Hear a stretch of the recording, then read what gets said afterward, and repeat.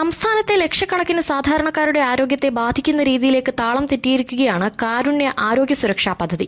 സംസ്ഥാനത്തെ ദരിദ്രരും ദുർബലരുമായ കുടുംബങ്ങളിലെ ഏകദേശം 64 ലക്ഷത്തോളം ഗുണഭോക്താക്കൾക്ക് ആശുപത്രി ചികിത്സയ്ക്കായി കേന്ദ്ര സംസ്ഥാന ആരോഗ്യ സുരക്ഷാ പദ്ധതികൾ സംയോജിപ്പിച്ച് നടപ്പിലാക്കിയ കാസ്പ് പദ്ധതിയിൽ പ്രതിവർഷം 5 ലക്ഷം രൂപയാണ് നൽകുന്നത്.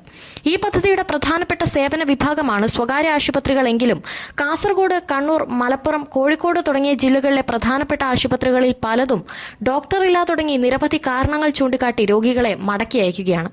എന്നാൽ ചില ആശുപത്രികൾ പദ്ധതിയിൽ ചികിത്സയ്ക്കായി തയ്യാറാകുമെങ്കിലും ഇൻഷുറൻസ് കാർഡിനൊപ്പം കൂടുതൽ പണവും ഈടാക്കുന്നതായും പറയപ്പെടുന്നു.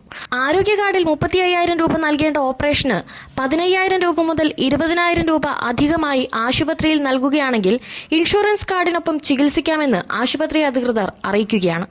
എന്നാൽ അധികം ഈടാക്കുന്ന തുകയ്ക്ക് യാതൊരുവിധ രേഖകളും ഇവർ നൽകുന്നില്ലെന്നത് മാത്രമല്ല, ചികിത്സയുമായി ബന്ധപ്പെട്ട പല രേഖകളും ആശുപത്രി അധികൃതർ രോഗിയിൽ നിന്നും മറച്ചുവെക്കുകയും ചെയ്യും. എന്നാൽ ആശുപത്രി അധികൃതർ പറയുന്നത് കാസ്പ് പദ്ധതി പ്രകാരം കുടിശ്ശിക വർദ്ധിച്ചതിനാൽ മറ്റു വഴികളില്ല എന്നതാണ്. 360 കോടിയോളം രൂപ കുടിശ്ശികയായതോടുകൂടി പല സ്വകാര്യ ആശുപത്രികളും കാരുണ്യ സേവനത്തിൽ നിന്നും പിന്മാറുകയാണ്. കാസ്പ് പദ്ധതി പ്രകാരം 5 ലക്ഷം രൂപ വരെ ചികിത്സയ്ക്കായി വിനിയോഗിക്കാം.